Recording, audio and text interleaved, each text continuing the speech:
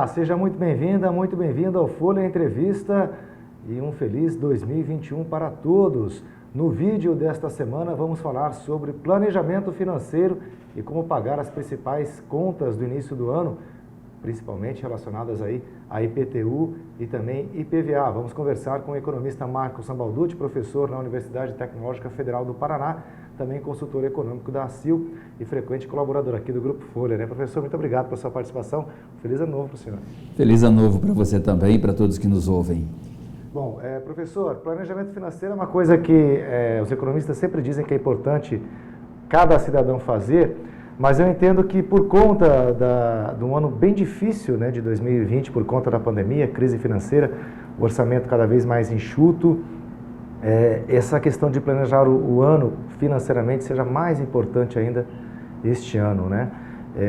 Como é que o senhor, que dicas principais o senhor poderia dar para quem está começando o ano já com essas contas chegando, IPVA, IPTU especialmente? Você lembra muito bem que justamente na época de pandemia é quando a gente precisa mais organização. E evidentemente aí quando a gente começa um ano novo como o 2021, nós sempre temos aquela vontade de começar ele de maneira mais organizada. Evidentemente que nem sempre dá. Aquelas pessoas que fazem um planejamento e que não têm suas contas, estão em dia, esse não tem problema nenhum.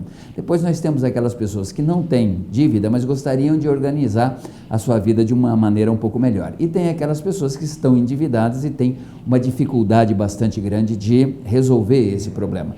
Então, só para a gente lembrar, nesse último caso aqui, nós precisamos, a primeira coisa, grande dica, é colocar tudo no papel. Coloque as suas dívidas no papel, não esqueça nada do lado de fora. Procure o apoio de alguém da família ou de fora da família, de acordo com a característica que você tenha, porque muitas vezes você vai falar de dívida com a sua esposa ou dentro da família, acaba criando uma série de situações constrangedoras. Muitas vezes, se você falar com um amigo, com um parente um pouco mais distante, que não esteja envolvido emocionalmente com essas contas, é muito interessante. Depois, veja exatamente quanto que você pode assumir de pagamento dessas dívidas e vá para a negociação. Não vá para a negociação antes de você ter isso bem colocado no papel, tá certo? Para aquelas pessoas que falam, olha, eu não tenho dívida, mas eu gostaria de organizar melhor a minha vida, eu gosto muito, tem uma regrinha chamada regrinha dos 6 potes.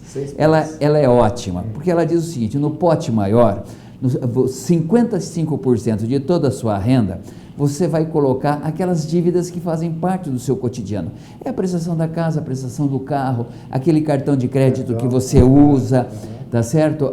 O seu seguro de vida, assistência médica, água, luz, telefone, tudo isso você coloca nesse pote aí e você vai gastar 55% do seu orçamento com esse pote. Aí você fala, poxa vida, mas eu estou gastando mais, 60%, 70%. Está na hora de você reavaliar esses gastos e readequar o seu perfil de consumo a estes 55%. É fundamental. Depois você guarda 5%, só para a gente lembrar, 5%, aí para presentes, para filantropia, para doações. Aí você então ficou com 40% e você vai colocar em 4 potes. Um desses potes você vai falar o seguinte, vou guardar 10% para aquilo que é meu crescimento profissional. Seja um curso de inglês, seja um aperfeiçoamento, alguma coisa desse sentido. Outros 10% você vai fazer, isso daqui é a minha poupança. É fundamental, a gente não pode esquecer que rico não é quem ganha muito, rico é quem gasta menos do que ganha. Então deixa os seus 10% ali para você.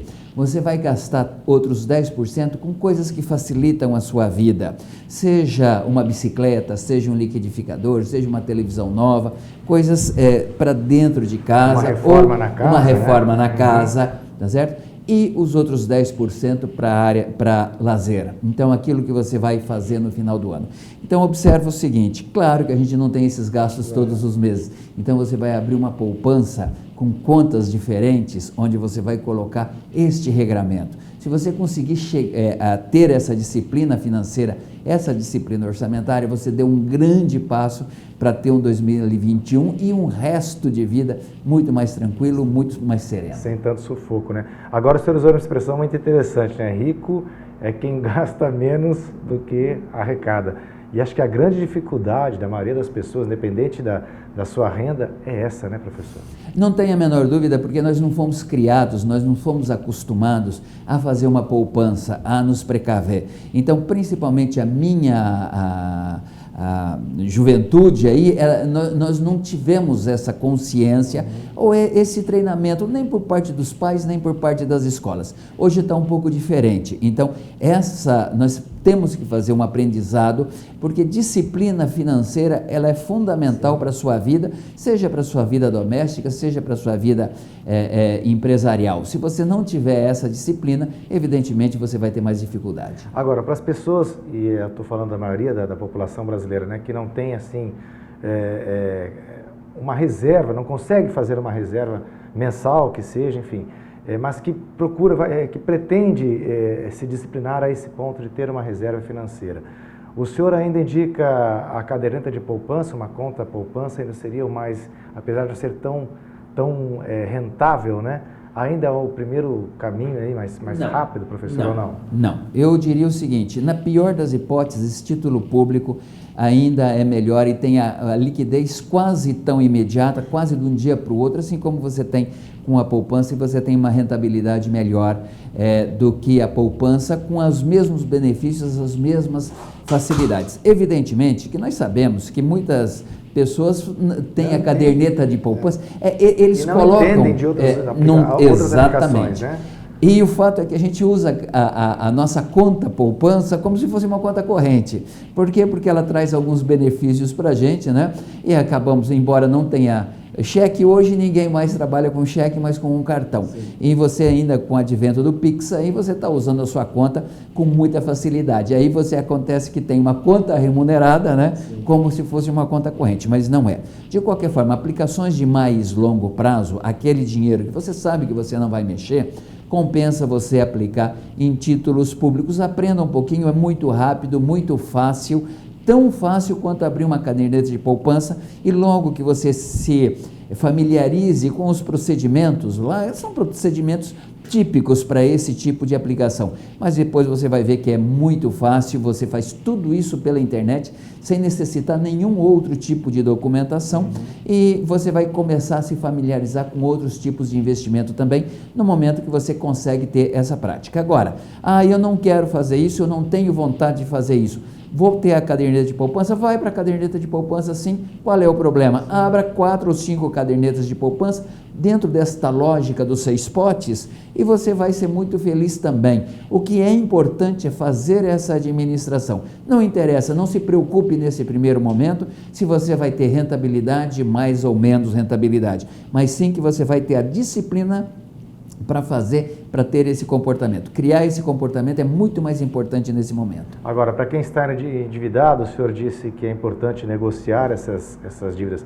Quais são as mais urgentes que o senhor entende que é necessário a pessoa ter consciência para fazer isso? É bom a gente lembrar o seguinte, sempre nós vamos falar em pagar as contas, mas depois que o arroz e feijão estiver na mesa. Ninguém paga a conta se não tiver arroz e feijão na mesa. Então, primeiro, não se importe se você vai estar no Serasa, se você vai estar sendo acionado judicialmente, porque ninguém vai tirar da boca para colocar para os seus credores. Isso é ponto passivo. Fora isso daqui, nós sempre vamos privilegiar aquelas contas que elas têm mais taxa de juros, tá certo? Então, a gente sempre vai ter muita atenção com o cheque especial e com o cartão de crédito. Mas a gente não pode esquecer que se você falar, então eu vou deixar de pagar a minha luz e a minha água para pagar o cartão de crédito porque a luz e a água incidem menos multa.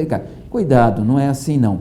Ficar sem água e sem luz em casa ninguém merece. Isso é exatamente o arroz e feijão a que eu me refiro. Então, sejamos o mais realista possível, tá certo? Nome limpo é muito bonito quando a gente tem as condições e está com a barriga cheia. Fora disso daqui, nós não temos condições de pagar as nossas contas. Agora, entendo as condições, não sendo uma situação emergencial como essa que eu me refiro, você sempre vai começar por aquelas que têm maior taxa de juros, que são o cartão de crédito e o cheque especial. Tá certo. Professor, para a gente finalizar, falando então desses primeiros impostos que são obrigatórios e nós temos que começar a pensar no pagamento, no planejamento para o pagamento. IPTU e IPVA, até que ponto vale parcelar ou pagar à vista esses tributos? Olha, a primeira coisa que a gente tem que saber é o seguinte: nada de pegar dinheiro emprestado para pagar à vista, isso não compensa.